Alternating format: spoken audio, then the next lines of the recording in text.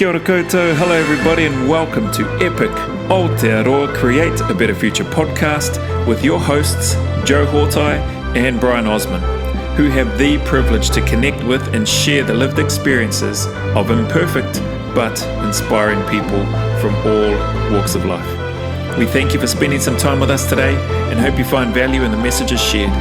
Join us in doing your bit to create a better future. As Abraham Lincoln said, the best way to predict the future is to create it. Let's create a good one. Let's go.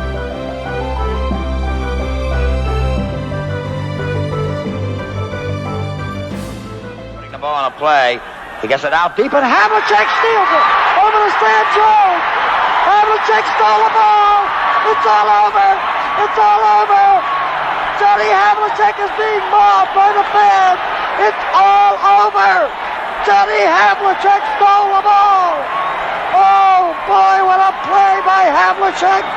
Dotson loses it, walking the tightrope. Oh, Blake Griffin razzled.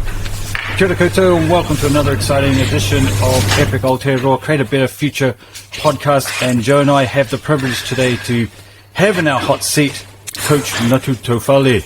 Yes, for those in the basketball scene, particularly in New Zealand, will know this man. Some say he's a man, some say he's a myth, some call him a legend. Yes, indeed he is. He's done a very interesting, diverse scope of things in the basketball world, and he's helped a lot of people, so hence why he's made a whole lot of connections. And when I got to see him pop up in my LinkedIn feed, I go, man, I haven't seen the Usos since back in the day. It was nice to connect, and without hesitation, when I connected to you, Coach, you accepted pretty much straight away and said, yes, I agreed to come onto the podcast and be able to share your story, because your story, I believe, and we believe, Joe and I, is exciting, inspiring, and can help others to create a better future, and a better picture of where they may want to head to in the future. So, Coach, welcome to the show.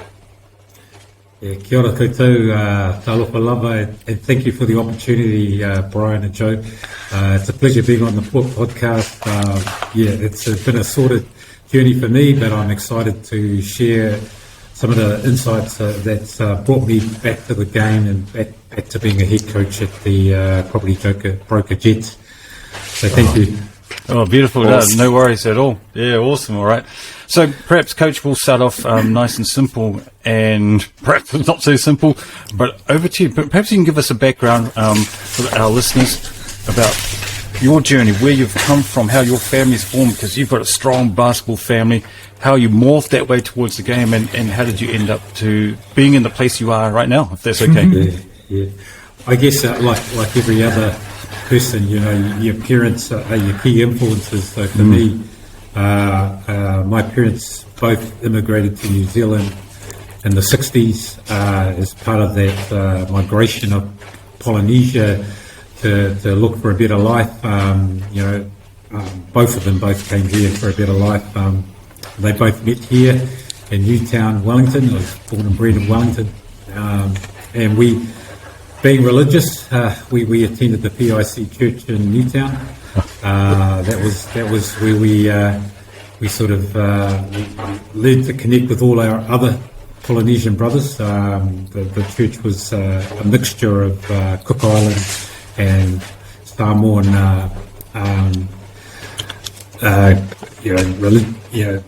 cultures, and so that in my formative years, that really formed and shaped what I thought about life as a Samoan-born New Zealander. My parents were instrumental in really forming my own opinions and philosophy around hard work, philosophy around education, and those were really key attributes they brought with them that serviced, I guess, my early years. They were quite hard, quite very, as they are. Mind you, I was a difficult child. Yes, surely let's hear more about that. I was a bit of a difficult child, so my brothers and I were, especially my younger brother T, we were quite mischievous. So we deserved everything we got. We enjoyed sport. We loved to play rugby. I guess that was the sport we really got involved with initially. We were pretty much we lived in Brooklyn in Wellington, and at that time, I think we were one of only 2 Pacific Island families that were at Brooklyn School of a roll of about 400 to 500 kids. Wow! And at times, it was quite challenging. We found ourselves in the principal's office all the time because it's probably not the way we would deal with things now. But we only knew. My mum was really strong and stand up for yourself, and my younger brother and I found ourselves in the principal's office most of the time because we just they were challenging times. The early 70s and right through to the 80s, and things have changed now, so that the community is a lot more diversity friendly. Back then, it was a real challenge. So you're just trying to seek who you were and your identity, and we felt we fit in society back then. We went to Brooklyn School and then on to Wellington College. At one point, I guess. We just played sport. I played rugby for the first 3 years of school. So, and my younger brother T played basketball from the 3rd form, which is now year 9. So he was playing basketball, and I guess I was a late starter in the game. Me and my older brother Salo, we were late starters in the game. I had 3 siblings, 2 brothers and a sister. Her name was Penny, and she went to Wellington East Girls College. We went to Wellington College, and so my older brother and I started really late. If you think about a pathway, most kids play basketball and mini ball when they start when they're 5 or 6 or 7. I started when I was 16, 17, which was really late. First time I touched the basketball, and it was only because my parents coerced me into going to watch T's junior team play a game against a semi-final, I think it was, against St. Pat's Town, and I hadn't seen a game of basketball, and I was a bit reluctant, as I am with watching basketball at that time. I just thought it was a sissy's game. So I went along, and they were playing at St. Pat's Town, and walked and sat down, and all of a sudden, the coach is engaging with the referee, and I'm thinking, wow, this is interesting. There was that dynamic of the coach going at the referee, then the players going at each other, and then, and just the speed of the game, and it's quite entertaining. There were things happening that you wouldn't see in a normal game of rugby. You don't see the coach going off at the ref, and you don't see the players going off at the ref, and then the banter that was going on between the players, and I found that really attractive, and I thought, wow, this is quite exciting. And I guess that later that year, when school finished, I just sort of talked to T and said, look, you don't mind me coming and hanging out with you guys shooting hoops, might learn something or two. So that's where the love of the game started, really. So next year I just felt like I wanted to play that sport. Challenging school too at that time. There's corporal punishment, so you got into trouble. If you got into trouble with your teachers, you guys, this will resonate with you guys. No, it's too good. I was too good for that. Never got that. It wasn't, we'll give you the detention. It was, you just got either caned or strapped on the spot, and if you're sent out of the classroom, that's what happened.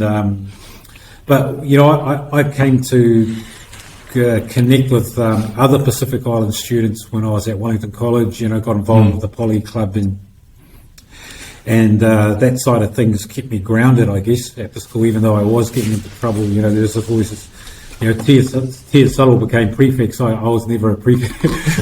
I didn't aspire to be a prefect, and I guess, but having that community of Pacific Island students, I think at the time it would have been about 1,200 students at Wellington College, and I think only about 100 were Pacific Island Māori. And so, I really, that that was a good connection there. It's about, I guess, culture. It's about who you connect with, and it was really difficult to connect otherwise. Even though we did have, friends who were Caucasian friends, we did hang out, but we didn't really hang out with them. But basketball was sort of the thing that sort of kept us going. And I guess at 16, it was either, you play sport and you try to do as well as you can at school. Fortunately for me, I didn't get accredited UE those days, but I sat it. I was one of the only students to sit it, and I passed it by sitting, so that was great. I thought that was fantastic. My parents would get on my case, because they were always about, if you fail, you're going to go to work. And so, just that was the first entry point for me for basketball. And I guess at that time, I connected with a lot of other schoolmates who were keen on the game, and the facilities. It was a challenging time because there weren't any facilities that you could play at. So we used to a place called Newtown Stadium up in Newtown, and a guy called Bill Aldred was the general manager there. And we used to break into the gym to play, just to be able to play. So Bill knew we did this. He knew that. We basically, in the changing rooms, there were these slate windows that we prized open. So when Bill would leave to go home, about an hour later, we'd all come, pull the slates out, jump in through the slates, turn on the lights, and play ball for a couple of hours. And that was one of the places we'd go to play. Also, we'd go play at the hospital. So the new Wellington Hospital, there was a gymnasium for the nurses and doctors. People didn't know that, but we knew it was there, so we'd always go there, and we'd hope that the doctors weren't there, because if we were there and the doctors were there, we'd never get to play. But the nurses would let us play on the hoops, so we'd go there and play there. Athletic rugby club rooms, which was in Bidwell Street, we'd do the same there as we did in Newtown Stadium. Prize the windows open, go in there, play, and then so. There wasn't too many facilities around, or we'd just go and play outdoor ball at Wellington College on the Tarseo and just hang there. And there was, during the summer, it was at Wellington East Girls College. They had the recreational program going there, so you'd go up there, play a bit of hoop and volleyball. But we used to trek miles just to play, and then obviously leaving school, it was went to Vic Uni, and then got involved with some clubs. But as a youngster, there was some real good structures in terms of competition for basketball. You could play second division, and obviously there was the NBL team, the Saints, they were around. We decided we'd play second division for a club called Centrals back in the day. And Centrals. That was interesting, because you go along. We didn't. It was interesting because I felt like I was still in my infancy and learning the game, because I just only picked the game up as a 17-year-old. So now I'm 19, 2 years later, and I felt like I was still learning the game. So we played for them. Didn't get a good opportunity to play. Didn't play much. Bill Eldred was the coach then. And then the next year we played for Morihu, which is a really renowned club in Wellington. Hori Thompson, may rest in peace, was he was a real driving force behind the club, and the Thompsons were, and Monica and Veronica Thompson were part of that, and they were instrumental in for us to come along and play for that club for a year and see how we went, which was quite good. We made the playoffs. Played with guys like Kenny Perkins, who came to New Zealand as an import for us, and then eventually would go on to play for the Rams and Nelson, and win NBL titles with those clubs. His son is Kendrick Perkins, if you didn't know, who played for OKC in Boston. Incredible. That's his son. So having an opportunity to play with Kenny was really good. Kenneth Perkins at that stage. Saints were there. But however, we continued to go to university and play ball, and I don't know whether we were that competitive at that age. I think as you get better, you start to become more competitive, and I guess in our journey we were still getting better. And I guess that 1980, 88 was the first year I was introduced to a character called Jeff Green. Jeff Green. Jeff Green. Yeah, so I mean, just going back a bit, we did play in a number of competitions. One out in Urua, which was Summer League, and a guy called Jack May. Again, a really strong personality in the Pororo sports community, especially basketball. He was fantastic in running, midweek competitions at a high level, and he did that for a number of years. And we used to come from Wellington, my brothers and I, and a guy called Meli Paleti. We used to call him the mailman. We used to come from town and catch up with a mate of ours called John Kahukiwa, who the famous Māori artist Robin Kahukiwa's son. So we used to hang out, play together, and go to uni, play together. And that competition was really good because I think it was challenging because in the environment it was quite competitive, and we learned to be competitive, and there was some really heated games with the Mormon contingent out there. As long as it started with a prayer first, eh? The brawl that begins with a prayer. Yeah, absolutely. So that was actually that helped build a kind of resolve, for us. It was challenging, but at times I felt like it built a strong resolve in our character around this is if you can play out here and get through all the challenges of playing guys out there, you can play anywhere really. But that helped build that, and it was to this day we still talk to guys like Danelle Wanera. He was out there, those guys. We talk about those. We actually have a good laugh about it, and say, what were we thinking? And we just said that's what built our competitive nature, I guess. And then Mr. Green came along in 1988. Sort of sat me down with my younger brother T, and we had and John Kahukiwa, and we had a conversation with him, and he was like, "Look, I'm trying to get something started in the Hutt Valley."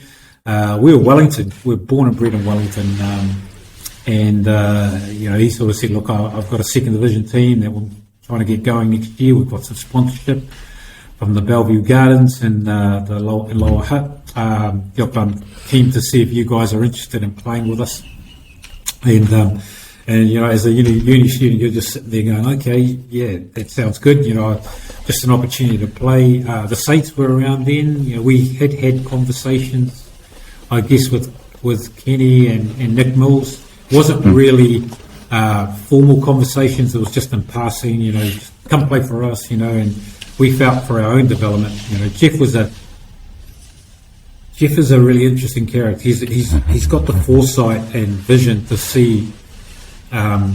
He just saw strategically that in his own plan in terms of what he wanted to do. He wanted to get to the NBL, and felt like the way to do it was to recruit some talented young guys and coach. So it was quite interesting going from being coached at Wellington, what we would call structured basketball, to out to the Wainui and playing for Jeff in what I would call was the Wild Wild West.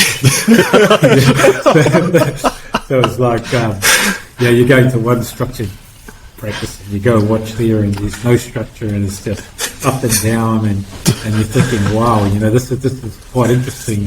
We get the philosophy around playing at pace, but for us, you can play at pace, but if you can play at pace with some structure, then that's even better. But one of the good things we learnt from Jeff, and he is quite a polarising character, but at the end of the day, his heart is always in the right place. It's always in the right place. We know that he's quite egotistical character, and for people who are close to him, know that's what drives him. But at the end of the day, his heart's in a good place.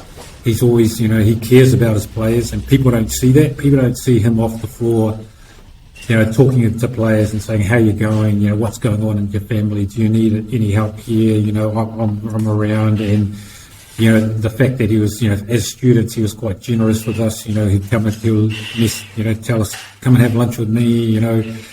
Those sorts of things people don't see. They only see the persona that's that's on the screen, and that side of him. He is a good person at heart, and if you get to know him and you get to get inside his head, he is a good person. We played second division in a couple of years, and the next year, 89, we had those battles with Pororua, out in Pororua, and they were challenging because they were a good side. Yeah. Nenad he's a great player. Nenad Vucinic, I played against Nenad in the second division and then right through first division. Great player, great basketball mind. I've got a lot of respect for Nenad and also his contribution to basketball in New Zealand. He came here and we had a good team. We had Peter Pokai and Tony Brown, who was our import, and Nenad had one of his Yugoslavian compatriots who came out and played with a 6'9" guy, really talented. He could play in our league right now if he was. He would be an import right now. But they surrounded themselves with some good role players. Utile Antipas and Brent. I can't remember his name now. His name's eluding me now. They had a really talented team. We had really good games against those guys. I think we ended up second in the conference, and then we went to the promotion relegation tournament where two teams from the NBL, who were bottom of the table, played in a tournament with four other second division teams, and the winner of that tournament, the two teams got promoted to first division. So we managed to beat Pororua in that championship final to sorry, Brian was part of that, Pororua team. So we always knew it was going to be tough because to get across the line and get promoted to first division was it was fantastic for Hutt Valley. It was fantastic. It was a great feeling for us to finally know that we're going to be playing with the elite in the following year. I guess the other thing about that year that I must mention is that we lost a good teammate of ours that year. His name was Mark Godney, and I've got to pay him some respects too because it was a real tragedy where he lost his life in some tragic circumstances. But it was challenging for us at that time because he was a key part of our team. Mark was a key part of our team, not only on the floor as a basketball player, but he was a real good character guy that a lot of us were close to. I was really close to him, and the circumstances to his death were real tragic. However, that was managed by the police, and we acknowledge that was part of our driving force too during the year for us. He was keen on being in the first division as well. He was close to us. He was almost like a brother to all of us.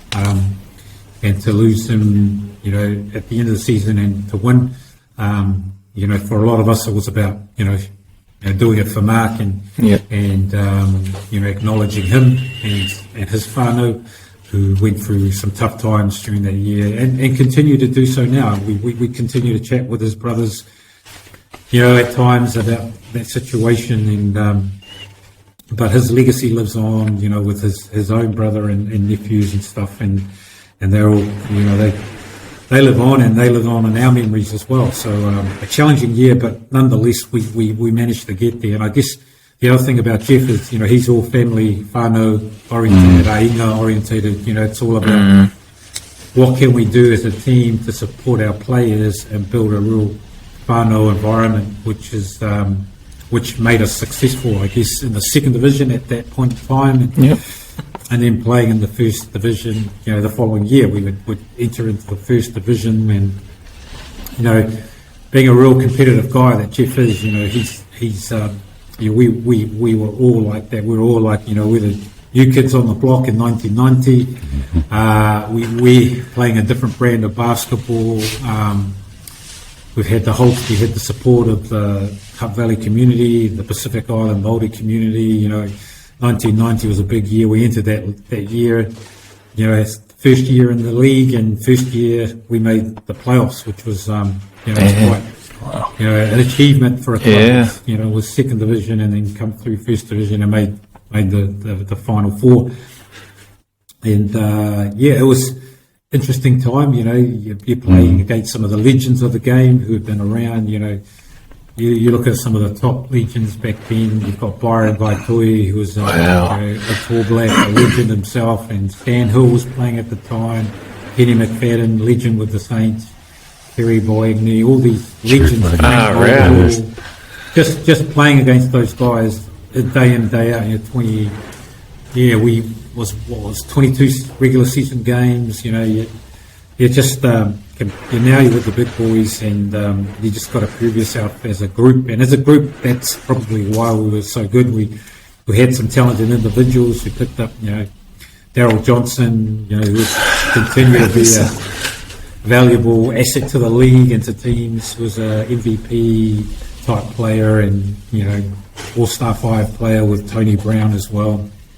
I can remember that end of '89, after we won the second division, my brother and I and John Kaukiwa, we went to North Carolina and spent a good 6-8 weeks there training with Tony Brown and all his friends and players that were there. We trained regularly until we came back to prepare for the 1990 season. So we were there for a good 6 to 8 weeks and a couple of weeks in Hawaii before we come home and cracked into the season. And I guess that gave us an insight into how basketball's played there and what sort of things we needed to work on to be better. So that real team, family, philosophy, values and beliefs were really important for us as a group, and being together and acknowledging who we were, because we were a team that was really predominantly Māori and Pacific Islander. Just that whole awhi type environment allowed us to thrive, I guess, and Jeff really had a good knack of understanding his athletes. He's quite an emotional and motivating character who can get the best out of the group that he has. And to his credit, he's worked on the technical, tactical side of understanding as a coach throughout those, 4 or 5 years we had him, 6 years, which got us to that point where we were able to compete with the sort of elite teams in the league in the early 90s. So he was really instrumental in bringing us all together. I guess it's kind of funny when I look at the Jeff Green as the head coach then, and then I looked at him when he came through and was coaching the Waikato Titans, a good 8-9 years later. It's quite interesting. He's just become this really, Pedal Cameron and I, we had a conversation once when Jeff came down and was in town. The Kiwis were playing the Aussies in rugby league at the stadium, so we all went and watched. Peter Pokai and I were there, and then we caught up with Coach and Pedal at the James Cook Hotel here in Wellington after for dinner, and Pedal was telling us, oh look, Jeff, he's crazy, he's this, he's that, and Pete and I just looked at each other and we thought, hey, are you talking about the same guy? And he came back in the room, and we just said, look, are you sure you're talking about this guy? And Jeff was going, like this, and Pedro was saying, anything that's offline, off kilter, he just go nuts at us. And I just said, things have changed in the last 8-9 years. I said, I could say that, he's a lot different when he was with us than compared to the years he was with the Titans. And obviously when he then got involved with the New Zealand Breakers, he was one of the key figures to get that across the line, really. Him and when he was working with Tainui, so he was one of those key characters, really key instrumental person that people don't know that was part of that engine to get the Breakers across the line. Wow. So he was interesting. We enjoyed being coached by him, and I guess the first 4 years, 1990, 91, 92, 93, we made the Final Four every year. We lost to Nelson in the semis in 90, but then we won it in 91, and we played our crosstown rivals, the Wellington Saints, and that was a great season for us. We went 19-3 in regular season. What did you do on that first season when you just missed out in 90? What was the... We got to the Final Four and we went to Auckland. The Final Four was played in Auckland. We finished fourth that year. So we had to play the Giants. The Giants had finished first. So, it was all fairly new. First time we're playing in the NBL Championship. Really fresh and new to us. You're how old then? 18? 19 something? No, I was older than that. I was that was 1990, 25 I was. 25. Wow. Right. Awesome. 25 then, 1990, and really, really new, fresh sort of thing for us, and just being on the stage, bright lights, TV up in Auckland. TV3 were fantastic in the first 4 or 5 years. You'd go play and then they'll air a game at 9 o'clock and you could watch the game of the week at 9. Played a lot of elite players. There was Kenny Stone playing for Nelson, Ralph Lattimore, those guys were playing for Nelson, Nenad Vucinic, Chris Simpson. There's a lot of there's elite players in every team, and the 12 teams. We had 12 teams back then. We've got 10 teams now, but 12 back then. Real interesting scenario. We lost to the Giants in that semi-final, and I guess Jeff as a coach had to really think about, as coaches you always reflect at the end of the season. You get through your review process and you start thinking about what can make us better. For him, he went back to the States and spent a month and a half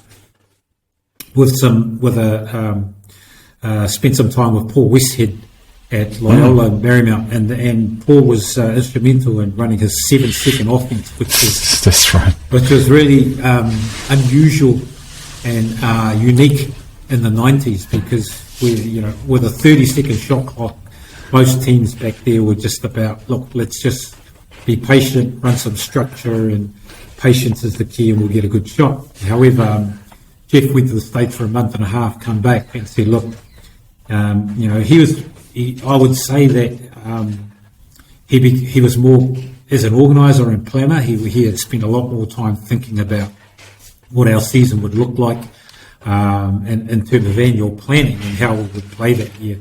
So he came back. We did some recruiting. We picked up Warren Adams, who had played in 1919 with BP Bears, which is in Taranaki. But we managed to pick up Warren, and we had the same group we had from the year before. He was the only pickup we had, and fortunately for us, we had a sponsorship with Mobil Oil. They were our main sponsor, and that was fantastic. You had players were getting six.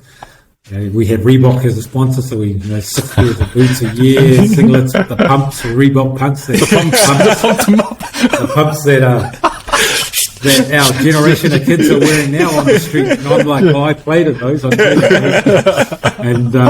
so they we had that, and it was a thriving time in the NBL at that time. It was really a number. BP had got involved with Taranaki, so it was sort of battle of the petrol and oil giants as well. He came back, and we real structured. We spent a bit of time. And our training camp was in Burupara. So we had our training camp in Burupara, sort of like 20 minutes outside of Taupo, and about 30 minutes just to get to Rotorua. And that's where Warren Adams and the Adams family are from. So we got to meet Stephen and Warren's dad. Wow. And a major legend back then, and we spent a week at Burupara, just immersed in the community. And in that week, that was our training camp. So we had a gymnasium that we worked out. We used some classrooms to do video stuff, and Jeff that's where he embedded our 7-second offense and our defensive systems, which was based on Rick Pitino's defensive system, press action. That was our defensive side of things. Offensively, we were in our 7-second offense and then our secondary break and our other sets that Jeff had embedded. And the key thing was playing at speed, and the premise that if you shoot the ball more times than the opposition, you can get 100 attempts up. You're going to, even if you shoot poorly at 30, that's 60 points. 30%, you're going to get 60 points. So, this embedded, I guess, style of play. And it was before its time, because now everyone has a transition 7 to 8 second. Yeah. And we embedded this 30 years ago. Wow. 30 years ago, which was very new. And the commentators used to say in games, oh, look at these guys, they're just going up and shooting the ball, willy-nilly and shoot the ball. But it was structured transition offense. Yeah. We knew where the shots were coming from. We knew which shots we wanted to take. And that was the importance of playing at speed. How can we play at speed but under control? And that's what people didn't know, because they very rarely, you didn't have the internet back then, so you couldn't basically, you had to get film from the US, videotape from the US, so you could say, okay, let's have a look at what these guys are doing. So, and it was very structured, it was very meticulously planned, and that's how we were going to play that year. So, consequently, we finished 19-3. It was kind of interesting because we put up our premises that let's get really good looks on the 3-point line, let's put them up. And I think that first game we went something like 6 for 30. Yeah, right. from the 3-point line, and we lost that game. We lost our first game against the Jets, Palmerston North. We lost the EBOOKS, Palmerston North, and people go, they shot the ball this much, and we'd only lose 2 more games. We lost the first game, and then we went the rest of the first round. We lost one other game in the first round, and then we lost 1 game in the second round. So we lost 3 games, and then went on to play the Saints, and it was really humbling because we had grown up at high school watching Kenny McFadden play, and we were really we were Kenny McFadden fans and Saints fans, and then now if we think about it, 7 years later, we're playing against Kenny. True. Kenny was he was just a real driving force behind us and the competitive edge. The years before we got involved with the Lakers, we used to go run with Kenny every summer, play against him, and he, a lot of that competitive edge came from Kenny because we just wanted to beat him. We got to a point where we felt like we wanted to beat him. So now we're on the national stage. We're playing Kenny. We're playing. Ralph Adams was playing for them, and my older brother Solo was playing for the Saints at that time too. Oh wow! Frank Mulvihill was part of that team. Joe Smith. All these names of guys we competed against, and we were really grateful. We won our first championship in Palmerston North, here in Palmerston North in 1991. Culmination of good hard work, and that was the first of 2. So we won that, and we're really excited about that win. The next year we made the Final Four again. So we made the Final Four. We played Canterbury in the semis, and the championship was here. The Final Four was here in Palmy, and we lost that one. We lost that one by about 12, and we shot really poorly. It was just when you think about it, coaching's a challenging space to be in when you've got to make decisions in the games, and you can only reflect after the game. But we had our chances, but we played poorly. We didn't shoot that well, and it made us even hungrier the next year to get back into the league and compete again. But again, I mean, family was really important. My parents, they were both big supporters of our school basketball and also our NBL basketball. So they were always, my mum would be sitting behind our bench, and at times she'd give Jeff the rack up, You know, if she felt we were sitting on the bench for too long, she'd know Put about my it. son in. Yeah, absolutely. She'd be going yelling out, Jack, you know, and then Jeff would be walking up and down, but she'd let him hear about it. They were both interesting characters because they were, as we all do, we love our parents, but they'd both go watch. They would never sit together. My father could not sit with my mother at basketball games. So Mum would sit behind the bench and Dad would sit way on the other side because he just couldn't stand the fact that she'd be, hollering at the ref, hollering at Jeff, hollering at players and at us as well. And, we've learned over time just to block her out. But my dad never sat with her. He never sat with her because he just wanted to watch the game in peace. So they never sat together, and everyone used to go, Mr. T sitting over there. I said, he's fine. He's just real. Let him be. Yeah, he's real quiet. He just digests the game at his own speed, and then when we catch up with him later in the week for dinner or whatever, then he's really figured out the game, and he's really smart about the game, and some of the things he says are real make sense. And but Mum's just really passionate. She's that passionate about the game. Well, she's passionate about any game. Rugby and basketball are the biggest sports, so they were. I've got to acknowledge them because they were our biggest supporters. And, beautiful. And when we used to play, and we're really proud and real humble people, just proud because we're playing this game at a high level, and we at that time I was working at Hutley High School as a sports director there and involved there, and then obviously later in my career I started coaching there. So they were really supportive of us playing, but also when we began to coach teams, they continued their support for us in that space. Yeah, we would go on to win another championship in '93. Right. And that was a challenging year too because we had some struggles, in terms of coaching on and off. Jeff was our coach for the first 7 games, and we had lost 2 games. And Kenny McFadden was our assistant coach at that time, and the ownership decided, and players decided, in hindsight, it's quite obvious, the players decided, it wasn't working, and so the ownership let Jeff go, and Kenny took over as interim coach. But obviously after 4 or 5 games, 5-game stretch, we were struggling, really struggling, and we got to the point where, Jeff came back, players we had a big team meeting, had a great conversation and said, look, Jeff came back and Kenny left the team and Jeff took over the team. So at that point, I think we were 22 games. We had to win, of the last 8 games, we had to win all of them just to make the quarterfinals. Yeah, right.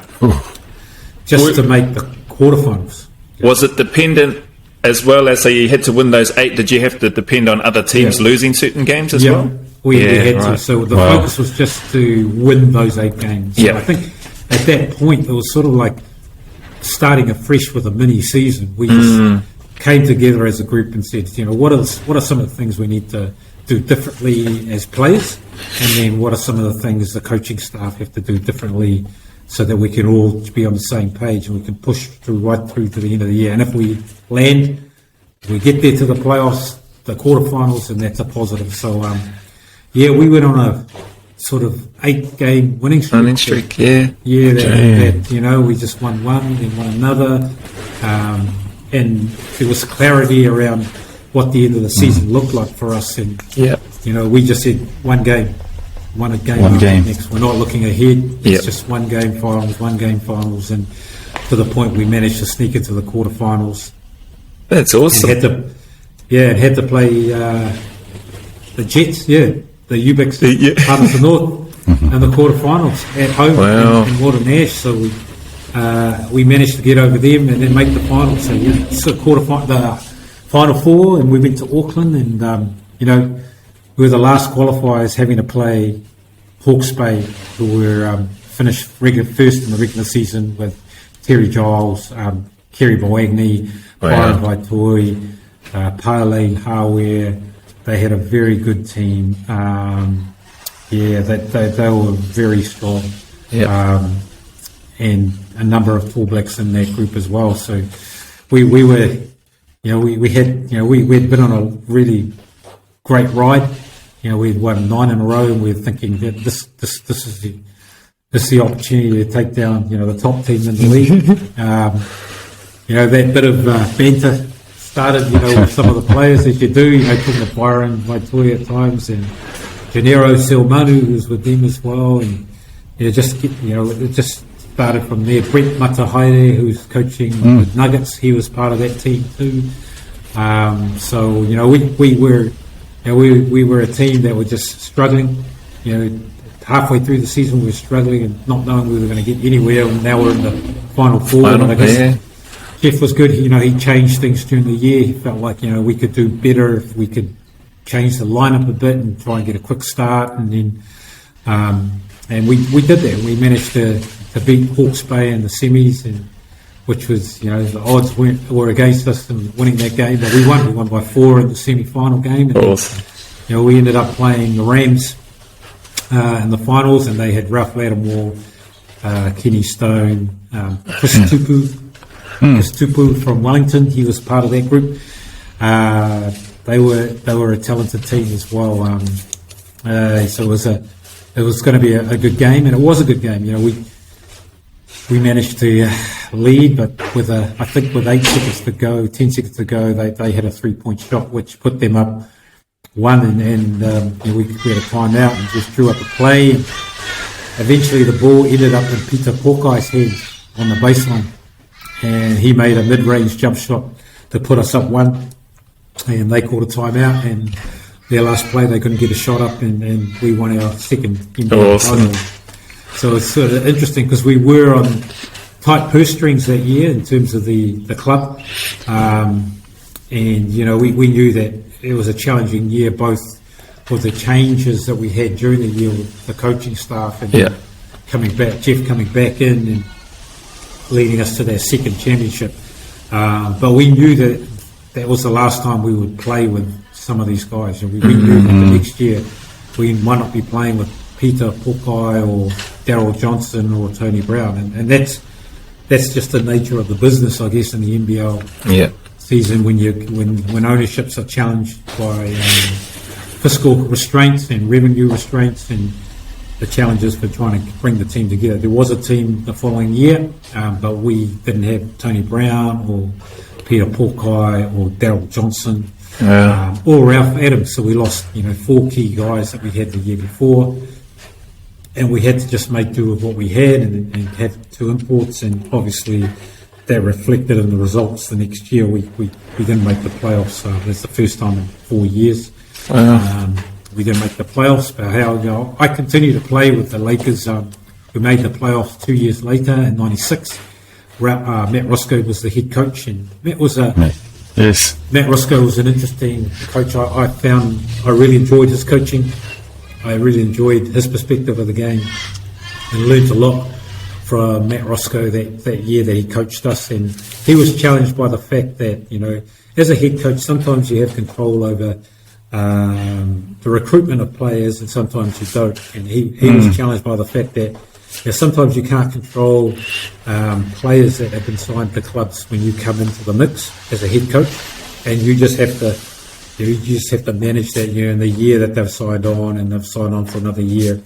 As a head coach, you just want a blanket page where you can work with whoever you want to recruit based on the system and the style you want to play, and you get an opportunity to you get a blank canvas, you can work with that. In those years, coaches who came in, there were players who had signed for multiple years, and sometimes that challenges you as a head coach, and you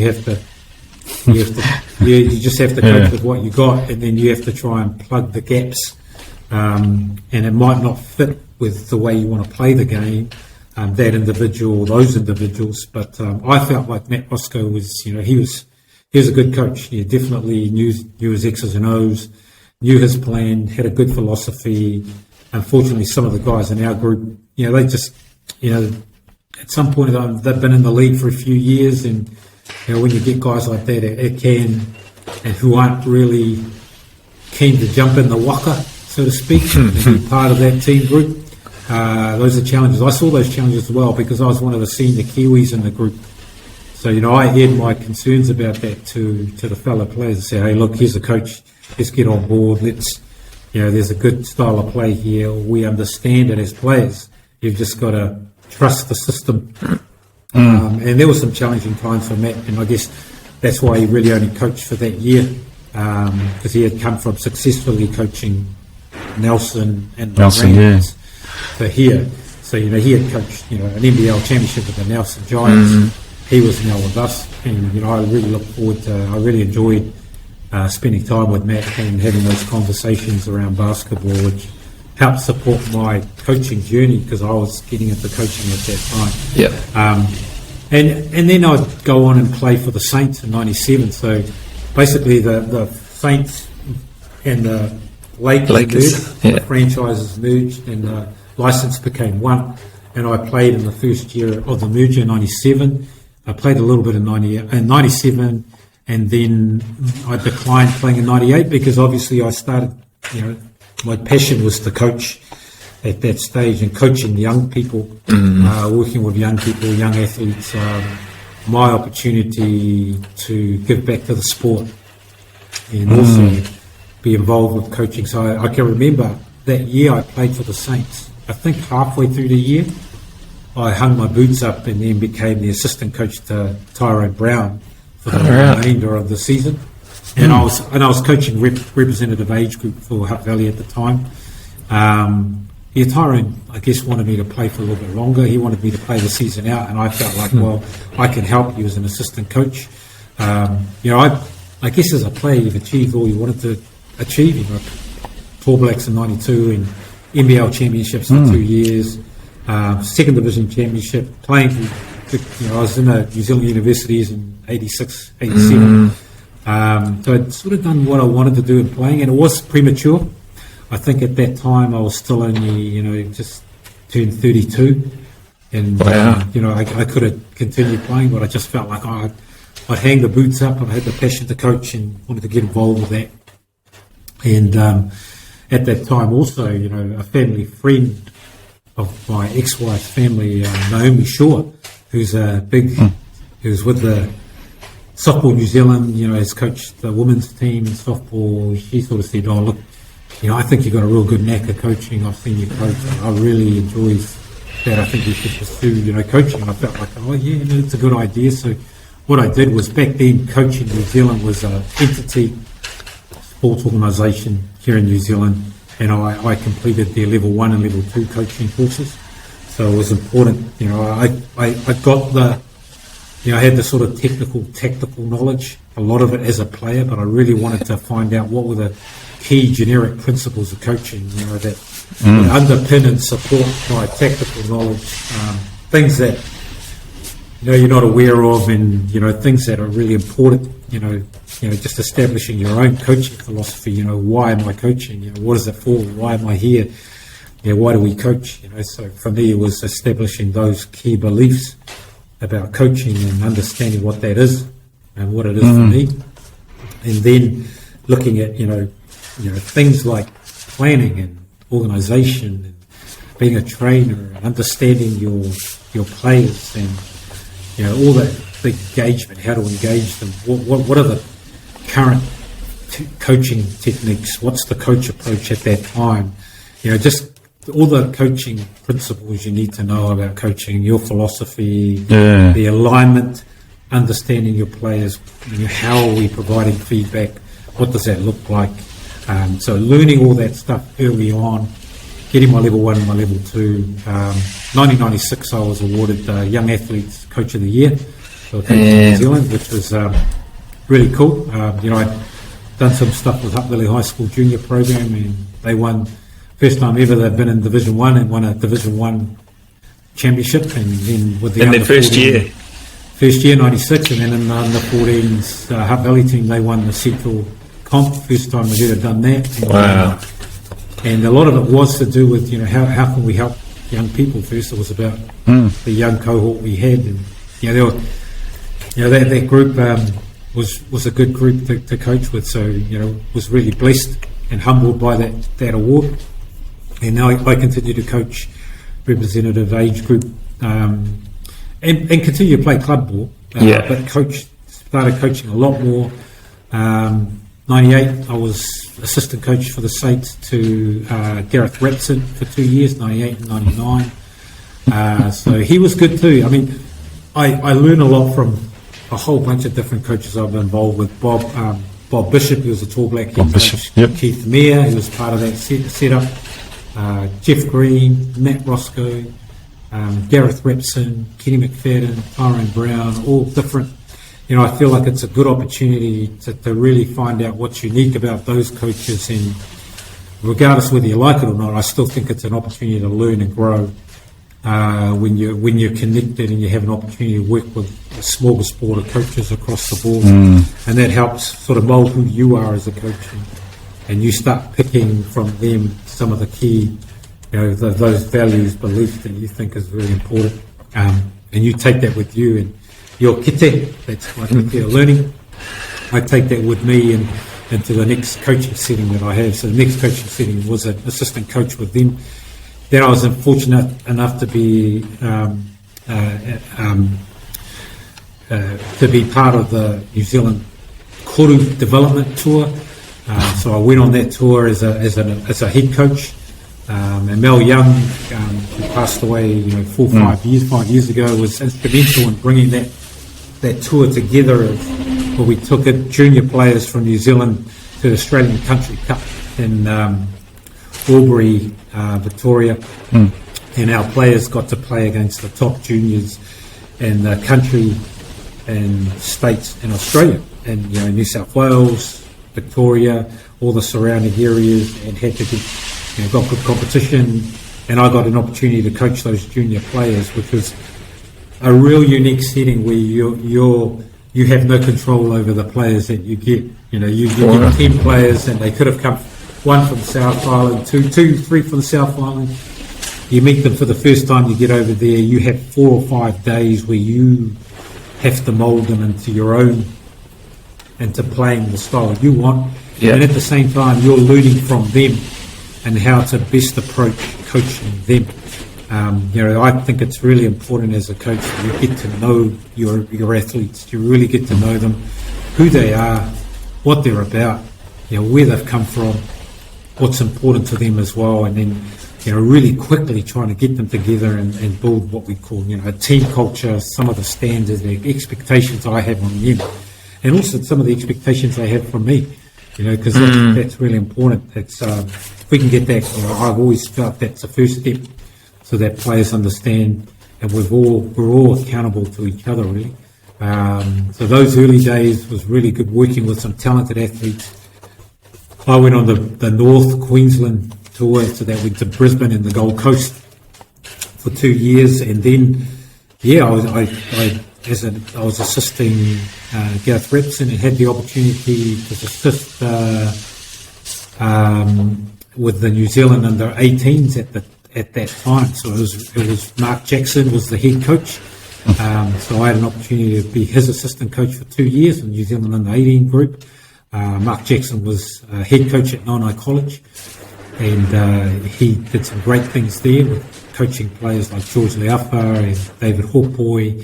Coming out of Nine College, we continue to have fantastic. Those two would go on to have fantastic NBL careers, and also All Blacks for David, and George would continue his coaching journey once he had completed playing, and I had some involvement with George as his under 20 coach. So Mark Jackson was the head coach of the under 18s, and the first year I went there, we had Lindsay Tate. He was at the bottom of the age. He was part of our under 18 team in 1998. Lindsay Tate. There was Arthur Trousdale, who'd go on and have a great career playing NBL. He was part of that. And then the next year in 99, we had a great under 18 team. We had guys like Mika Vakona, who was 1999 under 18 New Zealand team, probably 6'2", probably only weighed about 90 kilos, but top 4 in rebounding at the championship. Had an engine back then, just played hard. You could see that.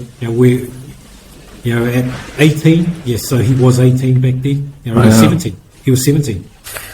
Back then in '99, he had that real edge, that real competitive edge. That he'd battle. He would be battling guys who were 6, 7, 8 inches taller than him, but yet being the top 5 rebounders in the comp at his height. And then we also had Lindsay Tate, Michael Fitchett, who was part of our group too, and would go on to be a Tall Black. Lance Baker, who injured himself in a car accident with the Breakers, one of New Zealand's most talented guards, as well as Lindsay. He was part of that group. So that was a good challenge and insight to what Australian basketball looked like. Those 3-4 years I was involved, and seeing how what are some of the things we could learn from that and take back and work with our players and in the Hutt Valley and in New Zealand. So they were really good opportunities to be part of coach development and learning a bit more about myself and being exposed to a number of different coaches and clinics in Australia, and then being part of the New Zealand system and being part of that as well. So that was an interesting time, very interesting. But then obviously I moved on to coaching the Saints in 2000. That was fantastic. It was a good opportunity, but again, as a head coach, I think, I came into that piece knowing that I had players that were signed for a number of years, and challenge was I had played with a number of them, and now I was coaching them. That's a challenge in itself. And the first year we made the quarterfinals, but we lost that great Auckland side, the Auckland Stars, who were Tab Baldwin's group. They won 6 championships. That's a fantastic. It wasn't for me. It wasn't an embarrassing loss because we lost a team that's anonymous. When you got Pedro Cameron, you got Paul Hanarchi, you're looking at legends of the game. We're playing the elite, and so we lost to them in first year, and it was obviously a challenging time because we had a number of players who were towards the twilight of their career, and I wanted to head down a development pathway and start bringing some of these young, talented guys through, the Troy McLeans, the George Laufers, the David Forpoys, but we had lost David, who was playing elsewhere, and that didn't happen. So, the next year, I decided, it wasn't the right fit for me. Philosophically, it wasn't the right fit for me, so I just didn't take up the second year contract and said, look, I had to have full control of recruitment, and that wasn't the case. So went back to coaching junior teams in the Hutt Valley. High school team was, I enjoyed all my coaching years in the junior space. High school, Hutt Valley High, we won the SHIT championships in 2001. We had guys like Matt Tahuna, Ollie Hill, Tuamanga Marshall, Darryl Jones, Callum McLeod. These guys were going to play for the Tall Blacks, telling me to play for the Tall Blacks. Valence Tarana. That group of high school kids, we had 6 kids in our team that year that would play New Zealand A basketball. So for me, I realised that in the 6 years I was at the school, we've built sustainable results to the point where we were able to get to a championship game and win it. So we'd go to the secondary school champs. To me, it's the hardest tournament to win in the junior space. The SHIT championships is the hardest to win on the calendar, basketball calendar. And we won it in 2001. In the 4 years we went, we finished, 17, 8th, 5th, 4th, and we won it 1 year. So it's a challenging situation, but it's a rewarding situation for the players and the school. So we were successful in that. And then, just coaching Hutt Valley under 20 teams, we won 4 under 20 national championships in a row consecutively. Wow. 2002 right through to 2005. 2, 3, 4, awesome. 5. Yeah. Which hasn't been done by any other association.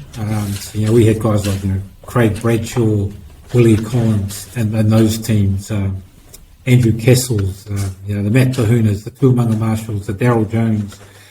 I think we more recently, Everard Bartlett came down here and Leon Henry came down here to start their career with the Saints, and they played Hutt Valley under 20s. They were part of that group, that successful group that we had for 2 those years, Karana. It was just a great opportunity to get some sustainable results and building consistency in our program. And then it led to, under 23 championships and then coaching second division.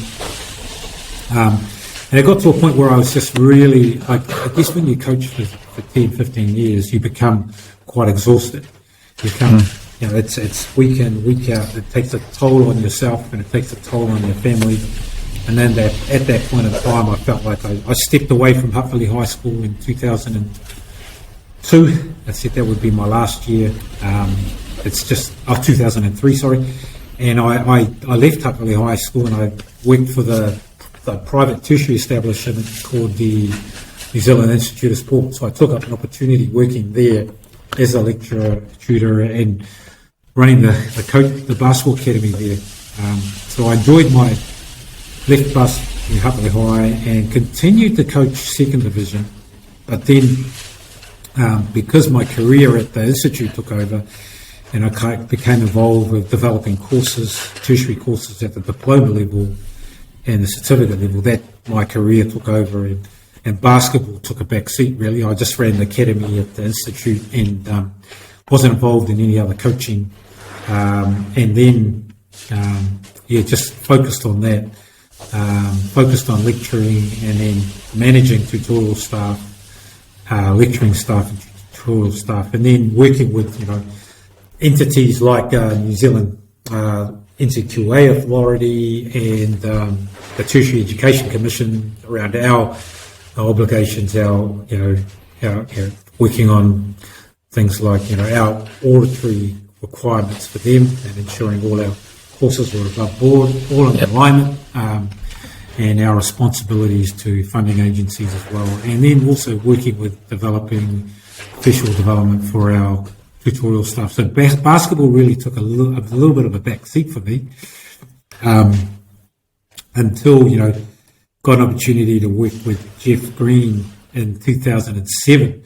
And he had run me and said, look, he was part of the commentary team with the Boomers and the Tall Blacks series at that time. And the Tall Blacks were in Australia. And he said, look, can you coach my Titans second division team? I said, yeah, I can do that. And he said, look, come up to Tauranga, we're playing there. It's part of they had won the year before. And I said, great, yeah, I'll come. I'll coach your team for the first 2 days and then you'll fly back and then we'll coach the semis and finals together. So, yeah, it was a great opportunity to get back in the mix at that level. Yep. So got the team through the first 2 days and then Jeff flew back and we played the semis and we won the finals, and that was great. So it was a great opportunity to get back in the mix.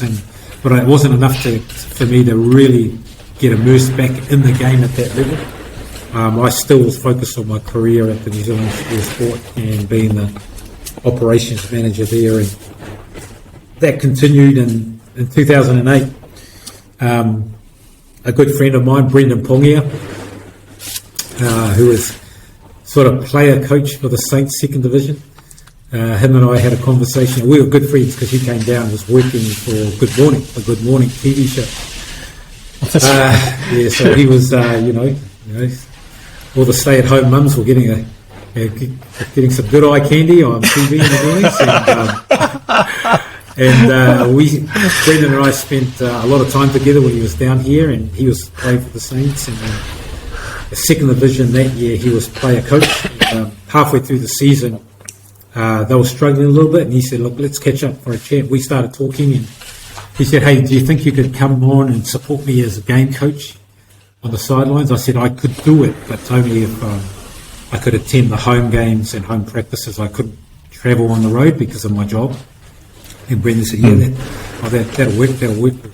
We'll be excited to do that. So, I coached them at the home games, and the conference included them travelling to Hawke's Bay, Taranaki, Gisborne, and then playing the other two Wellington teams here in Wellington. And at the end of that season, we managed to qualify for the finals, and at that period of time, the second division championships were here in Wellington in 2008. So, you know, at the conference champion in Northern Zone, which was Waikato Titans, Jeff brought his team down, and a number of Auckland teams that came down. And then there was Southern Conference champions, Southland were part of that, and also team from Otago too. And so all 8 teams came and congregated in Wellington for that semi-final, that tournament championship in 2008. And the Saints had just lost the NBL championship the weekend before, so they had lost to the Waikato Titans in the finals, and you know, obviously some of the NBL guys could play second division. So we had Matt Tahuna and Brendan, and also Brendan Pongia, and also Arthur Trosdale, that were part of the Saints that came straight into our second division team. And the same for all the other teams. They picked up players. The Titans, Jeff picked up Puke Linden and Ben Christianer, and also Ray Cameron, who had played in that final series against the Saints in the NBL championship and won. So there was some and then there was the other Wellington team that had players from Saints as well. They had George Laufa, Troy McLean, David Hawkboy, John Cartwright, Corey Vesey. They had a lot of teams. There were really some really talented teams, and then there was our team with obviously the 3 NBL Saints guys. And it was interesting because I tell the story because I always say to Jeff, because the week before I was actually in Hamilton for work, and I caught up with Coach Green for Yum Cha one morning, and we're having a good meal as he always, that's his favourite, Yum Cha is Jeff's favourite go-to. And we caught up in Central City, Hamilton, and had a meal with Yum Cha, and he said to me, he showed me these T-shirts, and they had 2008 EBL champions Waikato Titans 3-peat. So I said, "Wow, that's you're looking, that's a big call there."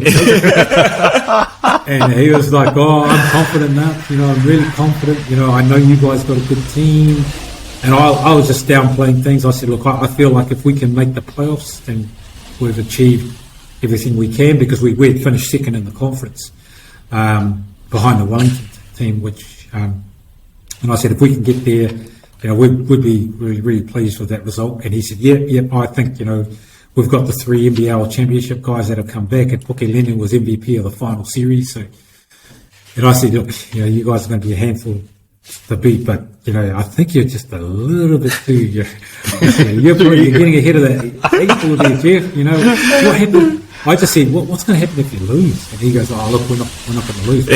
I'm that confident. That's why I've had these T-shirts printed. I said, oh, this is great. So, we got ready for that championship. I came back home, and they were staying in a motel just on Victoria Street, Wellington. So I went down there and visited them, 2 nights before the finals. We had a really good cordial there. We were just talking about which teams to look out for, and Jeff felt like, they had our number covered, and I'd say, yeah, well, anything can happen. I just kept saying, look, things can happen. It's not like a given that, we've seen it happen all too often. You look at the NCAA when Cinderella teams beat top teams, it can happen. So, and I said, no, we're just going to compete and see where we are. So we played, first 2 days, we had a loss on the first day, and we had a couple of wins the next day, and then had to beat, we made the semis, and we had to play Wellington in the semis.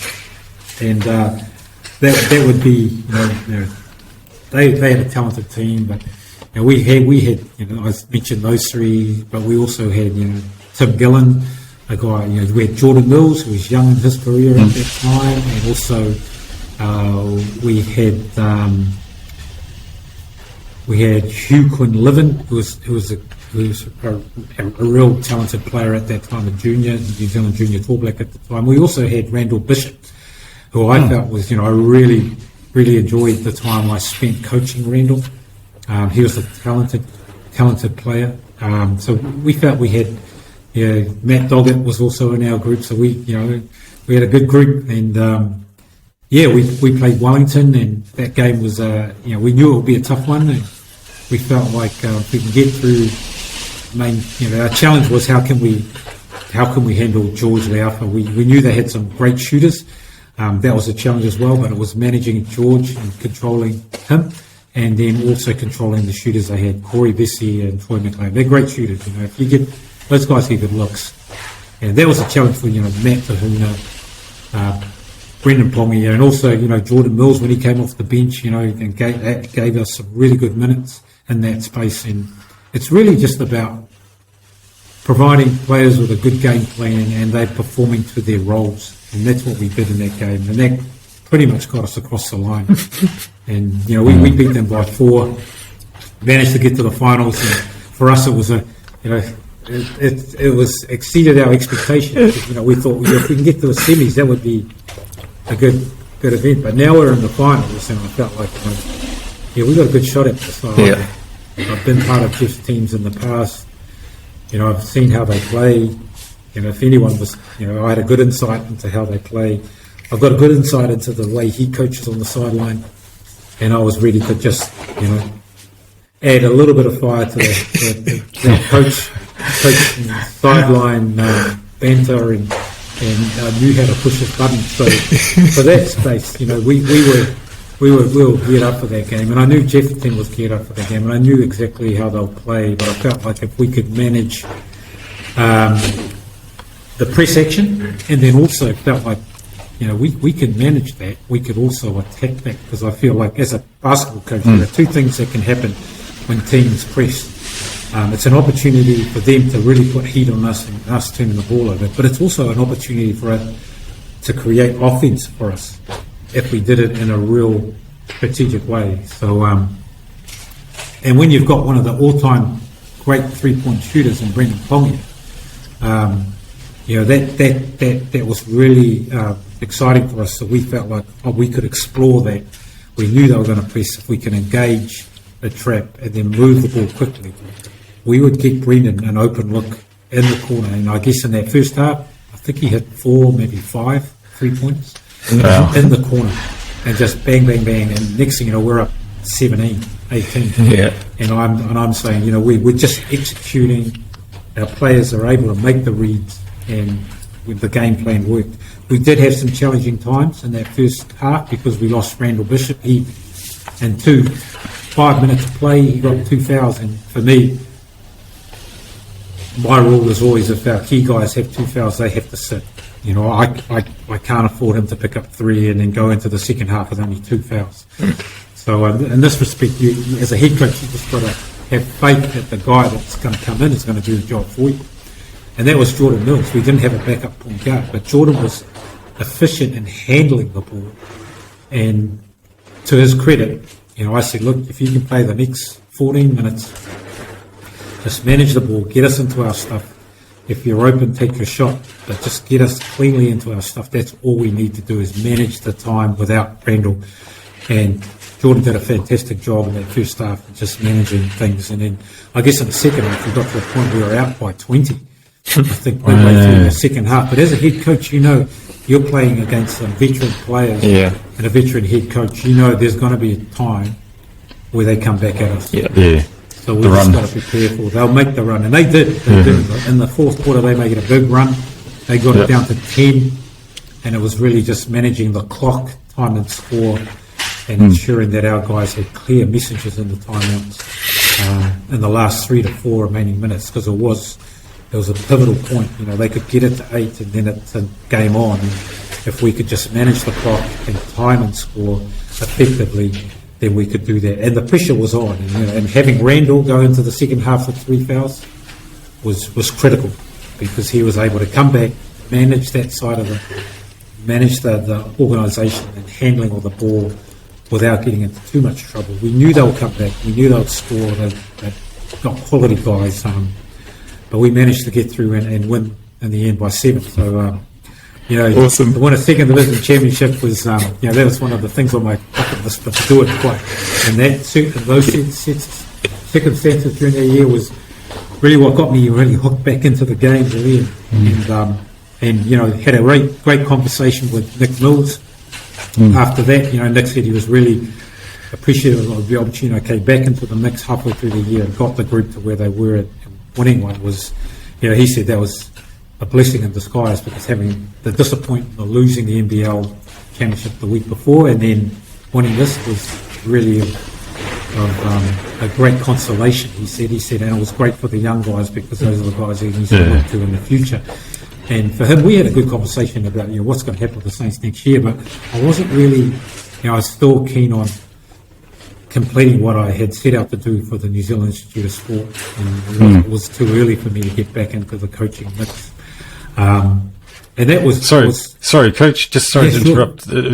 I have one question that's jumping over my head. You know how, Coach Green showed you the T-shirt beforehand? I was thinking... Did you go like this? Oh, did yeah. Did you just...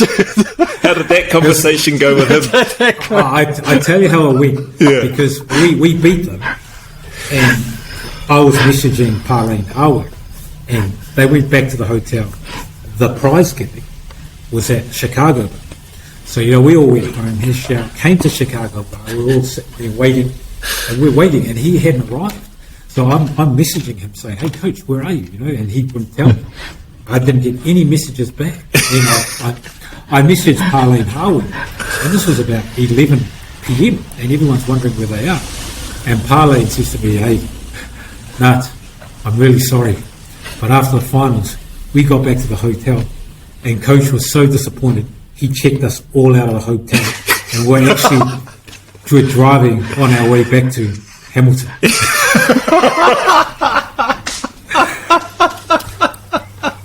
And I'm like, you're not serious, are you? And he goes, yeah, we're driving on the way back to Hamilton.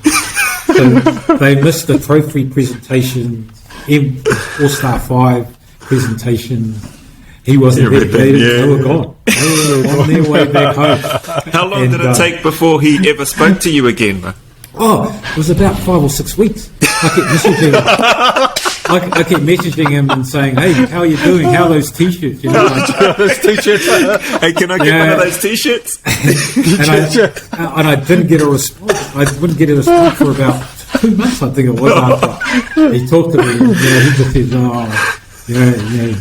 when I rang him, he was a few expletives, and I'm just like, so he didn't talk to me for 2 months. And I would message him at times, say, come on now, it's been a month. Surely you're over it. It happens, things happen. I told you, I tried to tell you. I just look, and I said this, I did tell you the week before you showed me the you're a bit premature, anything could happen, so, and I was surprised when Pauline said to me, oh, look, we've checked out of the hotel. Far out. That's hardcore, man. He said, we got back to the hotel and we had a meeting, and then Coach was like, we're going. So everybody just packed their stuff and left. They just packed their stuff and left, and hopped in the minivan. All in the vans and drove straight home.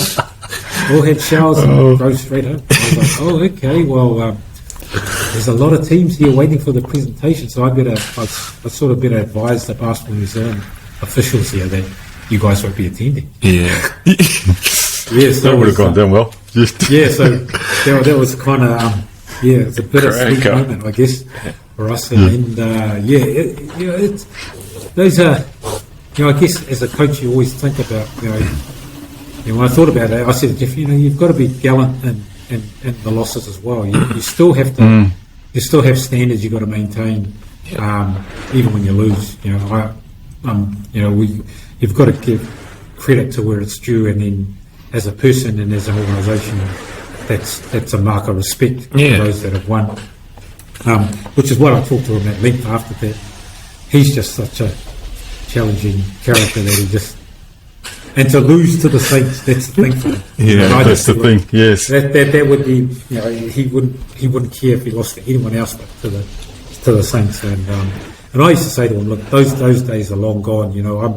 Those competitive battles, the battle of the run motorway they used to call it. We competed tough. It was tough times. We competed hard on the floor, and at times it flowed over into our own personal lives. But at the end of the day, that's just part of the history of the game.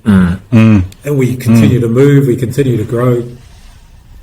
Right now the Saints have been really successful in the last decade with winning championships again. And they're a great organisation. Nick has a great organisation. They're professional. They run things professionally.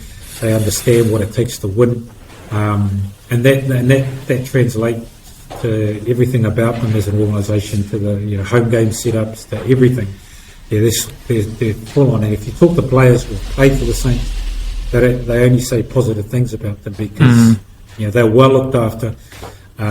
This is they're the standard to which all NBL teams should aspire to, and in terms of results, no other team has won as many as they have, and I've been able to be part of the coaching staff in that respect with Gareth Rapson and also with Gordy McLeod in 2006, and everything you need as a coach is all there. You just step into the role. You don't have to worry about anything else. Jordan Mills is now the general manager. He's fantastic. Jordan's done he's a great guy to have lead them. And even him and I have had conversations before I even entertained the Jets. We real football chats about what the Saints were doing, and But for me, it was that I went on to leave in New Zealand Institute of Sport in 2013. Was privileged to be offered the job as the National Director of Coaching for Basketball New Zealand, which meant really overhauling the coach curriculum side of things and providing some structure around that,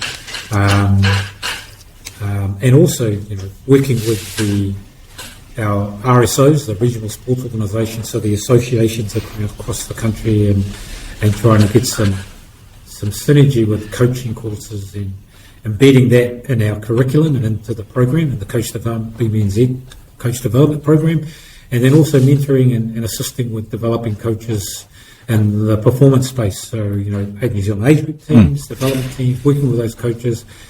I guess before we went to a full-time high performance general manager, there were some real successes we had. If I look back, the New Zealand age group teams, Michael Fitchett had his under-16 group that were the first under-16 group in a long time since, Pero and those guys were under-20 with PAD to make a state championship semi-final in 2015, I think it was. And then that year, when the New Zealand junior team played, the New Zealand 17 team played the Australians here in New Zealand, that was the first time a national junior men's team, or any junior men's team and women's team from New Zealand had beaten an Australian junior men's team in 2015. Wow. So that was the first time that's ever occurred in Basketball New Zealand's. In the 35 years we've been playing Australian junior teams, right back to the 80s.